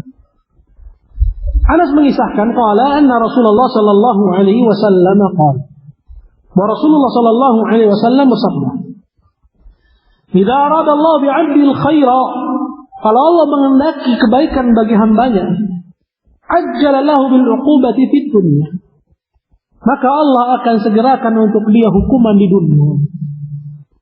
Wa in arada bi 'abdihi syarra, sedangkan apabila Allah Azza wa Jalla menghendaki kejelekan bagi si hamba, amsaka anhu bi dzambih, ya, dosa yang diperbuat oleh si hamba itu enggak dihukum oleh Allah Azza wa Jalla, ditahan hukuman. Ya. Kapan nanti dihukum? Hatta yuwafiya bihi yaumil qiyamah. Biar nanti si hamba itu ambil lengkap nanti di hari kiamat.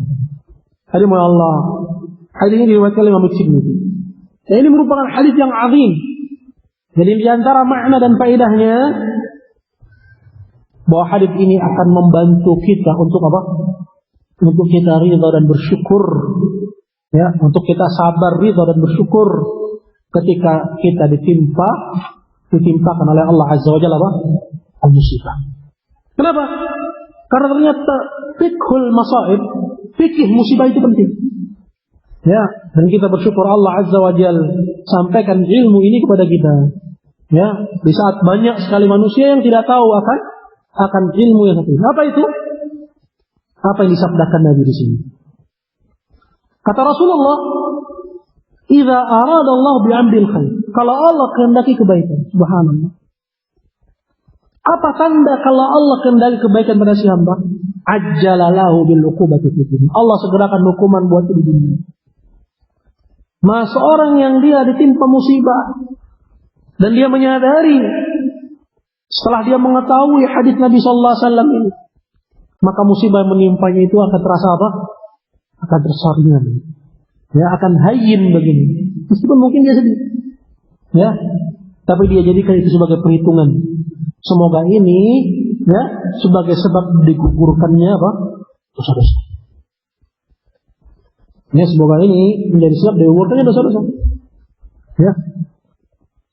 Dan belum lagi kata Nabi sallallahu alaihi wasallam bahwa itu adalah tanda kalau Allah menghendaki baginya apa? Kebaikan. Ya. Kalau saja ya kebaikan itu berupa digugurkannya dosa saja, tidak ada yang lainnya, lah kafah. Tentu itu sudah cukup dianggap sebagai satu kebaikan. Apalagi ditambah lagi bahwa yang ada di antara musibah ketika menimpa seorang hamba dan dia sabar, maka Allah angkat derajatnya. Allah tambah pahalanya dan Allah angkat derajatnya. Hadirin Allah Subhanahu wa taala. Ini. Nah, sebaliknya yang wajib bagi kita untuk kita apa? Waspada. Apa itu? Yaitu kata Nabi sallallahu alaihi wasallam selanjutnya, wa idza arada bi 'abdihi syarr, kalau Allah menghendaki kejelekan pada hamba, amsaka anhu bi dzambih, Allah tahan hukuman atas dosanya. Maka jangan senang Pak, Bu, ya, ikhwan wal akhwat wal aba wal ummahat, kalau kita melakukan musibah, melakukan suatu maksiat, meninggalkan kewajiban yang Allah Azza wa Jalla wajibkan, ya, mengerjakan apa yang Allah Azza wa Jalla larang, kemudian kita nggak dihukum, harusnya orang yang beriman ngapain? Cemas. Jangan-jangan kita termasuk kepada penggalan yang kedua. Ya, jangan-jangan kita termasuk ke dalam penggalan yang kedua. Apa itu? Allah tahan hukuman atas dosa kita. Sholat subuh telat nggak jemaah, siapa nih? Ayo angkat tangan. Ya, atau mungkin misalnya menjamak tanpa uzur. Nah ini ya dosa-dosa yang paling gampang sebenarnya untuk dilakukan oleh orang yang ngerti. Ya, udah ngerti sholat berjamaah insya Allah itu fardu kifayah gitu ya. Udah nggak usah jamaah di rumah aja. Ya, ini ala qaul menurut salah satu pendapat memang yang paling ringan adalah apa? Sunnah muakkadah. Ya, bukan wajib. Ya, sholat berjamaah. Ya, meskipun di sana ada pendapat ulama yang mengatakan hukumnya wajib. Kemudian dia mencari yang paling ringan. Ya, atau mungkin seperti misalnya ya menjamak tanpa uzur, nggak ada uzur jamak. Ya, sholatnya seperti orang Syiah, zuhur asar jamak. Ya, maghrib isya jamak aja, gitu kan? Untung dia nggak jamak isya sama subuhnya, samanya jam 4. Ya, habis sholat isya, ya, nggak lama subuh. Ya, nasallallahu taala alaf wal afiyah. Ya, belum lagi dosa-dosa yang lain. Yang paling gampang diperbuat adalah dosa mata. Masyarakat kita ikhwah dimuliakan Allah, lingkungan kita ikhwah dimuliakan Allah, itu nggak membantu kita untuk bertakwa kepada Allah. Ini diucapkan oleh Syekh Muqbil rahimahullah. Dan beliau ucapkan itu di mana? Di tengah gurun lembah Damak. Nah kalau kita datang ke sana kita bilang mungkin nggak ada kehidupan. Kadang ada perempuan datang keluar gitu ya. Ya, dia nyangkul, dia berkebun, dia jualan anggur gitu ya, karena buahnya di sana anggur atau apel atau misalnya jeruk. Ya, ada perempuan tapi ketutup semua. Tapi Syekh mengatakan apa? Masyarakat kita, ya ikhwan, tidak membantu kita untuk bertakwa kepada Allah. Kalau yang diucapkan oleh Syekh dan beliau ucapkan itu di sana, itu lebih pantas lagi untuk kita ucapkan di mana? Di sini. Kita di jalan-jalan kita. Kita di komplek tempat tinggal kita. Kita di kampung kita. Kita di kantor kita. Ya. Kita di segala macam bentuk aktivitas kita. Tidak menolong kita untuk bertakwa kepada Allah Subhanahu wa taala. Justru semuanya ramai-ramai menggiring kita untuk apa?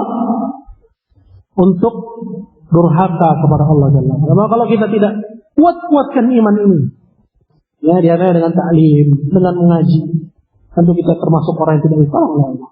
Nah di antara musibah yang paling banyak menimpa fitnah mata. Ya, nah ini. Hadirin Allah Subhanahu wa taala, kalau seseorang melakukan maksiat kemudian nggak dihukum oleh Allah di dunia, harusnya orang yang beriman itu ngapain? Cemas ya, buru-buru istighfar, moga-moga diampuni oleh Allah Subhanahu wa taala. Ya, moga-moga diampuni oleh Allah. Maka seorang yang dia bermaksiat seketika itu pula ditimpakan musibah, habis maksiat tabrakan. Ya, alhamdulillah nyawa masih selamat. Dia ucapkan apa? Alhamdulillah. Barangkali teguran. Ya, teguran dari Allah Subhanahu wa taala. Ya, dan dia bersyukur bahwa musibah yang menimpa dia itu bukan musibah akhirat, bukan azab akhirat, tapi Allah segera ampuni. Nah ini disebut juga dengan apa? Dengan istidraj. Apa sih istidraj itu, ikhwan? Jebakan. Ya, kita dijebak dengan apa? Dengan nikmat. Kita bermaksiat, masih terus dikasih nikmat. Hati-hati yang seperti ini. Ya, kita melanggar perintah Allah, masih terus dikasih nikmat, ya, dikasih teguran. Jangan kita menyangka bahwa kita mulia. Begitu. Ya, tahuilah bahwa itu Allah Azza wa Jalla sedang menyiapkan jebakan bagi kita. Hadirin Allah Subhanahu wa taala. Ya. Nah, kaitan hadis kita dengan bab, yaitu bab minal iman billah as-sabru ala aqdarillah. Termasuk keimanan kepada Allah adalah seorang bersabar atas takdir Allah, bahwa apa yang dikatakan Nabi di sini itu bisa membantu kita untuk kita bersabar ketika musibah. Kenapa? Karena kita tahu bahwa ternyata Allah kehendaki ada kita kebaikan. Apalagi kalau kita sandingkan ini dengan hadis yang lain. Ya, Nabi SAW mengatakan, "May yuridillahu bihi khairan." Apa itu? Yufaqihu fid din. Nyambung dong nanti. Yusib minhu. Barang siapa yang Allah kehendaki padanya kebaikan, Allah timpakan padanya musibah. Allah Subhanahu wa taala timpakan kepadanya musibah. Berkata Syekh Ibn Utsaimin rahimahullah, qala kana dzalika khairan min ta'khiriha lil akhirah. Bahwa Allah Azza wa Jalla menyegerakan musibah untuk hambanya di dunia, ya, itu lebih baik daripada musibah itu ditunda nanti di akhirat. Ya, diambil nanti dengan penuh, ya, oleh dia. Li'annahu yazulu wa yantahi, karena musibah di dunia itu akan hilang dan akan berhenti. Ada masanya, ya, ada masanya dan akan hilang, ya, dan tidak akan dibawa ke alam kubur, insya Allah. Apa yang dirasa oleh si sakit ketika dia menderita di rumah sakit, ya, itu hanya ketika dia masih, ya, ada nyawa, ada hayat di kandung badan. Maka tatkala jasadnya masuk ke alam kubur, sakitnya masih ada atau enggak? Kita mandiin aja dia nggak merasa. Sakitnya nggak dia bawa. Ya, sakitnya nggak akan dia bawa. Itu musibah di dunia. Ya, akan selesai dan akan hilang. Qala wa lihadza qala Nabi sallallahu alaihi wasallam. Oleh karena itu Nabi sallallahu alaihi wasallam bersabda, "Inna 'adzabad dunya ahwanu min 'adzabil akhirah." Sungguhnya azab dunia itu masih lebih ringan daripada azab akhirat. Wa hunaka khairun aula min dzalik. Tapi di sana ada sesuatu yang lebih utama daripada itu. Maksudnya lebih utama daripada apa? Ya? Lebih utama daripada musibah. Itu ikhwannya. Lebih utama daripada musibah. Antum bikin dosa dikasih musibah. Itu baik ya? Baik nggak kalau kita sudah paham ini, ikhwan? Baik, karena bisa jadi Allah segerakan untuk kita ambil hukumannya di dunia. Ya, bisa jadi itu merupakan apa? Maksudnya digugurkannya dosa. Bisa jadi itu merupakan apa? Merupakan diangkatnya derajat kita oleh Allah Jalla wa'ala. Tambahnya pahala kita oleh Allah Jalla wa'ala. Tapi masih ada yang lebih baik daripada itu. Apa itu? Qala wa huwa al-'afwu 'anil dzamb, yaitu ampunan dan maaf Allah atas dosa-dosa kita. Jadi kita jangan minta, ya Allah turunkan padaku musibah, ya Allah aku banyak dosa. Nah, jangan minta diturunkan musibah. Ya. Jangan minta diturunkan azab. Ya, jangan minta seperti judul seorang seniman, doa, kata bukunya itu apa? Doa mohon kutukan. Ya, Kiai Imbling. Dia bikin suatu buku puisi dengan judul doa mohon kutukan. Ini enggak benar.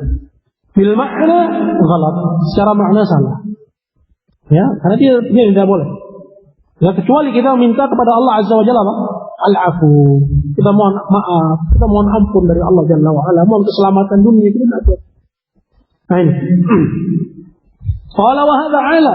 Nah, ini lebih tinggi lagi kata Syekh qal, "Lianna Allah idza lam yu'aqibhu fid dunya wala fil akhirah, fa hadha huwa al-khairu kullu."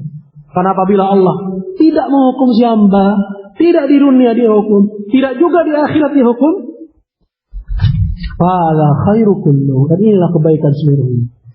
Dan Allah Azza wa Jal, ya, maha berkehendak dan maha mampu untuk mengampuni dosa-dosa hambanya.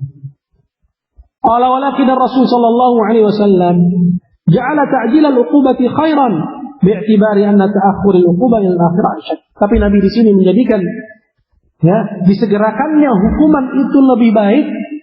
Tapi kalau itu ditinjau dari sisi apa? Dengan ditundanya hukuman nanti di akhirat. Paham ya? Tapi kalau kita disuruh pilih, mau disegerakan hukuman di dunia atau ampunan? Ampunan. Kita mohon ampun kepada Allah Jalla wa'ala, maka kita cari sebab-sebab datangnya ampunan. Kita cari saat-saat di mana, ya, doa itu dikabulkan. Doa-doa itu mustajab. Di situ kita angkat tangan berdoa kepada Allah Azza wa Jalla.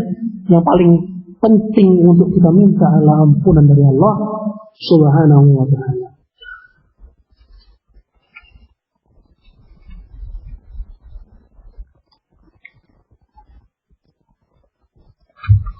Sampai satu hadis lagi ikhwan ya. Sambil nunggu. Jadi makan dulu.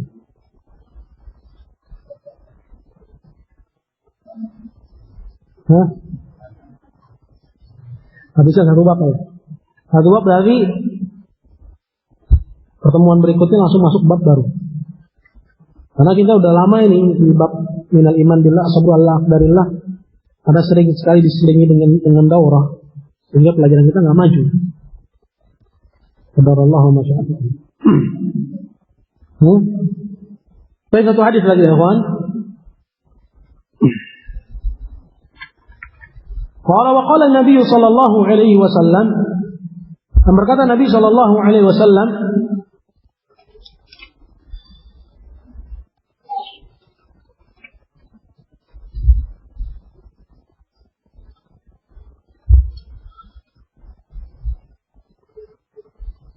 إن عظام الجزاء مع عظام البلاء وإن الله تعالى إذا أحب قوما ابتلاهم فمن رضي فله الرضا ومن سخط فله السخط قال حسنه الترمذي.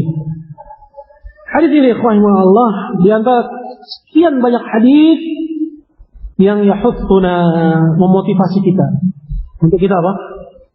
Melazimi kesabaran. Ya, melazimi kesabaran. Dalam hadis ini Nabi SAW mengatakan, Inna 'idhamal jazaa'i ma'idhamil pahala. Sesungguhnya besarnya pahala itu mengikuti besarnya cobaan. Besarnya pahala itu mengikuti besarnya cobaan. Ini di antara tamamu adlih, di antara kesempurnaan adilnya Allah Jalla wa'ala, ya kan?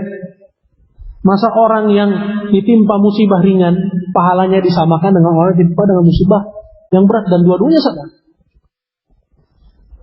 Tentu hal ini sesuai dengan keadilan Allah. Dan yang sesuai dengan keadilan Allah, bahwa orang yang timpa musibah ringan dia sabar, dia dapat pahala. Tapi orang yang timpa musibah yang besar dan dia sabar, pahalanya lebih besar. Maka Nabi SAW menjelaskan kaidahnya dalam hadis ini, bahwa besarnya pahala yang akan dapat dari sabarnya seseorang atas suatu musibah itu tergantung besar kecilnya musibah. Tergantung besar kecilnya musibah yang menimpa. Kemudian kata Nabi qal, wa inna Allah ta'ala idza habba qauman ibtalahu. Sesungguhnya Allah Azza wa Jalla kalau dia cinta kepada satu kaum, dan kaum itu yasduq, ya, bisa disebut kaum, ya, walau dia itu satu orang. Ya. Apabila Allah Azza wa Jalla dia cinta kepada satu kaum, ibtalahum, maka Allah Azza wa Jalla akan menimpakan musibah kepada, menimpakan bala kepada. Ingat dia cintai Allah? Hah? Maka harus siap untuk ditimpa musibah. Ya, harus siap ditimpa musibah.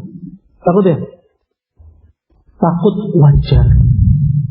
Ya, takut ditimpa musibah wajar. Makanya kita dituntunkan Nabi untuk kita apa? Berdoa minta keselamatan dunia dan akhirat. Tapi apabila musibah itu menimpa, maka upayakan kita apa? Kita sabar. Dan jangan sampai seorang berpikir, ya udahlah, gak usahlah aku mendapatkan cinta dari Allah. Ya, karena kalau cinta itu konsekuensinya apa? Timpa musibah. Ya, bukan. Ya. Kenapa? Karena musibah yang ditimpakan kepada orang yang beriman itu tamhiz. Itu adalah cobaan. Ya. Cobaan atas keimanan dia. Ya. Ahasiban nasu ayyutraku ayyaqulu amanna wa hum la yuftanun. Apakah seorang itu menyangka, ya, bahwa ketika dia mengatakan kami beriman, kemudian dia ditinggalkan begitu saja tanpa dicoba keimanan. Walaqad fatanna alladziina min qablihim fala ya'lamanna Allahu alladziina shadaqu wa la ya'lamanna al-kadhibin. Sungguh kami, kata Allah, telah mencoba orang-orang sebelum mereka. Kami coba keimanan mereka dengan timpangan musibah. Ya.